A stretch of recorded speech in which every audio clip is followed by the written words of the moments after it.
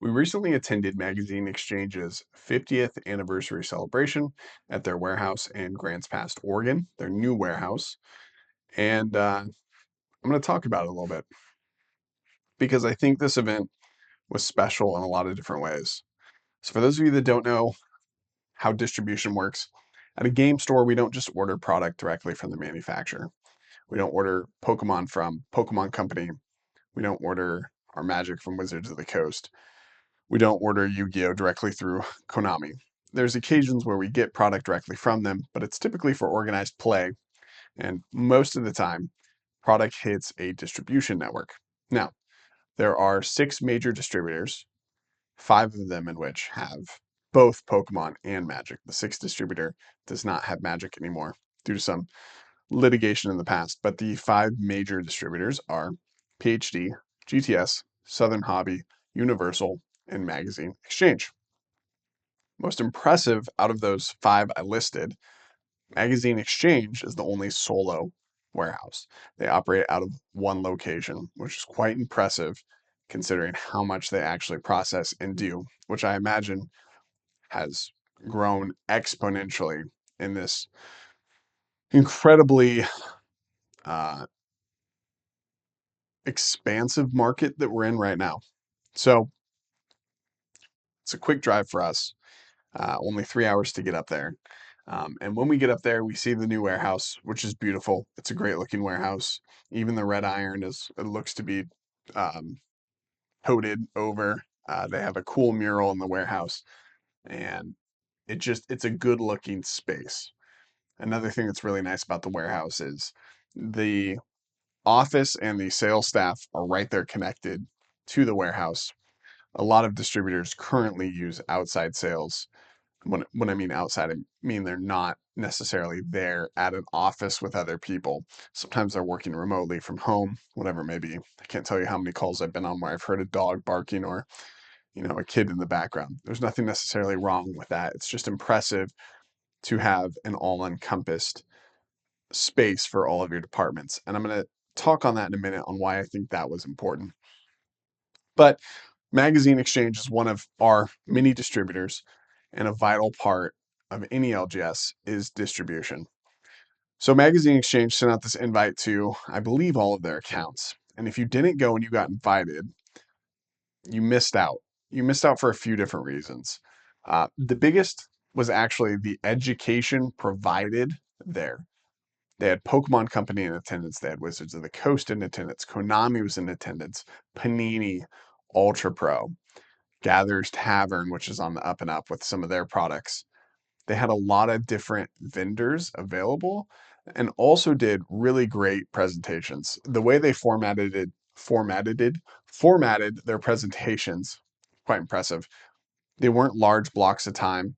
It was 20 minutes to a half hour per vendor, and it was presented. Everyone was brought together on one side of the warehouse floor to attend. If you've been to GAMA or other events, you kind of pick and choose what lectures you're going to listen to. And for us at GAMA last year, luckily we brought enough people. It was divide and conquer to absorb as much information as possible. The way Magazine Exchange laid it out is very easy to get all of the content available. And a lot of these organized play retailers, Alestral was there. A lot of these organized play retail leads were in attendance. And furthermore, there's a ton of great information for stores maybe looking to build organized play within some of those avenues. The speakers did a great job. We had some really meaningful conversations with the vendors. They had set up small exhibits on the warehouse floor. We got to go interact with them, which was, again, anytime you get to be in front of a manufacturer, it's a great time to just learn. Ask them a couple good questions and then just listen. Hear what they have to say. A lot of information is passed on that way. And I'll share a couple things. The first one, the data that Ultra Pro has and their emphasis and focus on things outside of card accessories, don't sleep on what they're doing. They have some very, very strong licenses that's going to allow them to make some pretty cool products in the future. Excuse me. and Konami. So Konami probably had one of the most difficult challenges, interactions, should I say. At one point, I was going to go walk where the vendors were and interact, and I was going to stop by the Konami booth and say hello. And I won't say who it was, but he handled himself incredibly well. He was interacting with, presumably, a store owner who put him on the spot with Yu-Gi-Oh's difficulty in the secondary market, and a difficulty with stores in selling large volume of Yu-Gi-Oh. And it wasn't in a collaborative or constructive way. It was just more of a criticism with really no follow-up. And this person continued to talk about how well they know people at Konami and why people left Konami. And the overall feel of the conversation was a bit dramatic and undertoned with passive aggressive jabs. The person representing Konami did such a good job with that conversation in the course of the 40 minutes that conversation took place, because I left. And when I came back to the booth 40 minutes later, he was still engaged with that same conversation. It just blew my mind how well he handled that and how professional it was. You try to deal with someone for 40 minutes who is really just taking shots at your brand and taking shots at you, probably out of some frustrations that maybe have merit, but not producing an argument that makes sense. And so it was cool to see that interaction. Konami is working on some really cool stuff. I think the rest of this year's calendar was they're headed in the right direction. They're attempting to create some more collectability within their space. And honestly, if the influencers continue to hype and plug at Yu-Gi-Oh, there's a real chance that Yu-Gi-Oh sees a resurgence. I'm always the first to count out Yu-Gi-Oh, and then I see that we've got a 55 player event coming up at the store. It's like you really can't count them out. They're there. They may not be spending as much, but they're there. So that was really cool. The presentations, again, I thought were really, really well done. Uh, One of the cool things about the magazine exchange event was really understanding the beginnings of MagX. And it really, sometimes when we deal with distribution, it's phone calls. Sometimes they're rushed depending on how busy distribution is, or it's emails back and forth, sometimes missing context.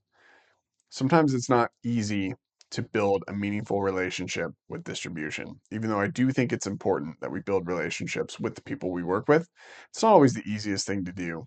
Um, sometimes you have a voice, but you don't have a face in mind.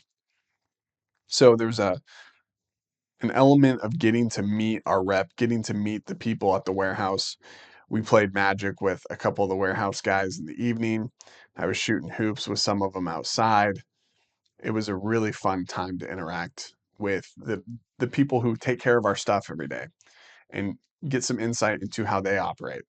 So Magazine Exchange, really neat story, was originally sort of a magazine stand, tiny little shop from what I was gathering that was selling, I believe it was presidential magazines back in the day, and then of course a little bit of comics, but it was really kind of like a flea market with a bunch of different things.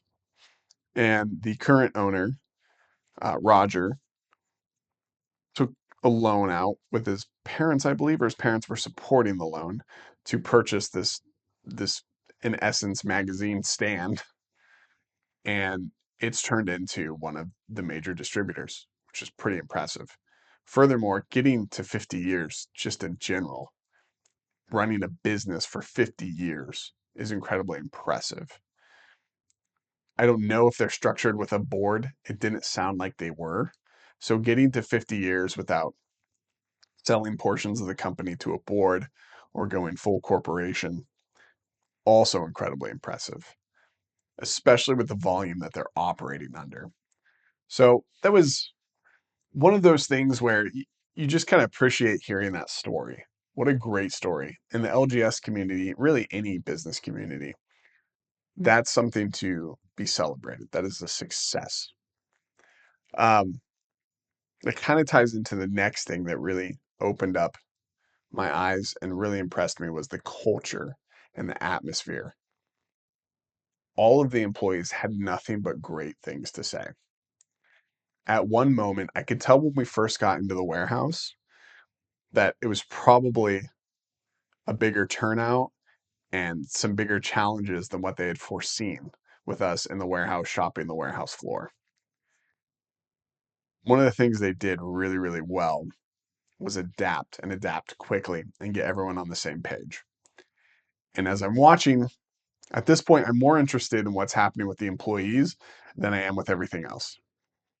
How are they experiencing, how are they navigating the adversity of a bunch of people walking through their warehouse, which is a warehouse, not a sales floor, building carts, grabbing supplies. It was kind of a mad rush the first hour.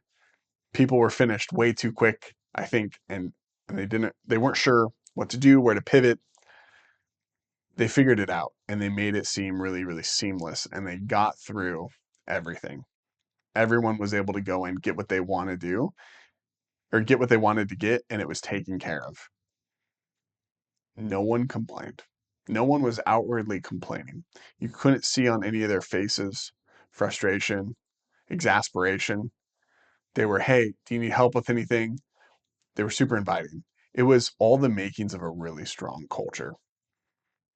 When I like to look, when I look at businesses, I like to look for culture. What is the culture? That's our big thing. We have 10 employees. What's our culture look like? Is our culture good? Are we welcoming and inviting? Are we taking care of the people we need to take care of? Those are all big questions that we try to answer day in and day out. Culture is a pursuit. It's like anything else. If you just get complacent and say, hey, here's our culture, we're good, sometimes that can slide. The pursuit of a good culture is something that should be on the forefront of a team that's building. I saw a really healthy culture at Magazine Exchange. The amount of not only his own employees, but the amount of vendors, people that he's probably had uncomfortable and difficult conversations with due to allocations and other things, praising him, praising Magazine Exchange, talking about how great it was to have them as a partner. It was really telling. Those are the types of companies I want to do business with. In today's market, it's really easy to get frustrated with allocation, to get frustrated when you go to order product and maybe product sold out. But at the end of the day, distributors, they're like us. They're a business. They're a business taking care of their employees. They're a business trying to scale, trying to do better. And a lot of them, I mean, that guy's clearly a nerd. Some of the statues and some of the comics he had signed up, pictures signed up in his office. I kind of took a mental note of it as we were walking out. Um, that's not something that's faked. It's not something that's not genuine. That's someone who genuinely believes in the product that he's selling and involved with. Excuse me. And I think those are things to celebrate. So, congratulations again to Magazine Exchange for 50 years. What an incredible thing. Congratulations to the team he's built. We had a blast. I mean, all those guys. For privacy's sake, I won't name names, but what was really cool was the next day, people saying good morning to me by name that I had had conversations with the night before. That means something. It really does. Being able to know your customers' names, it's an important thing. So remember, as we go into a more volatile fourth quarter than the last quarter, reality fracture's not looking great.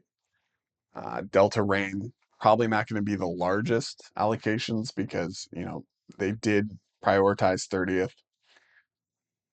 Just remember, your distributors are very much human beings, and a fruitful relationship isn't criticizing. It's okay to be frustrated about your allocations. Don't get me wrong, but it's not distribution's fault. just like it's not solely the manufacturer's fault. And the market conditions aren't solely store's fault. Everyone has had a hand in the condition the market's condition we have now. But furthermore, there's just such an unprecedented demand. And you try to make everyone happy, you're going to make no one happy. With this amount of demand, I mean, it's changed how we operate our business. So yeah, just some food for thought. Uh, I was really blown away by the event. If they do this event again, which I hope this just turns into a yearly expo, um, maybe not as generous as they were this time. This time they were, in my opinion, they were a little overly generous. For a non-paid event to receive the treatment and the experience we were given is pretty insane. If you didn't go, if you chose not to go and you had the ability to go, you missed out. That's on you. But hopefully, this is something that's done again. We will definitely be in attendance. It was like a mini ACD Expo, uh, but honestly, in a lot of ways, I think more fruitful.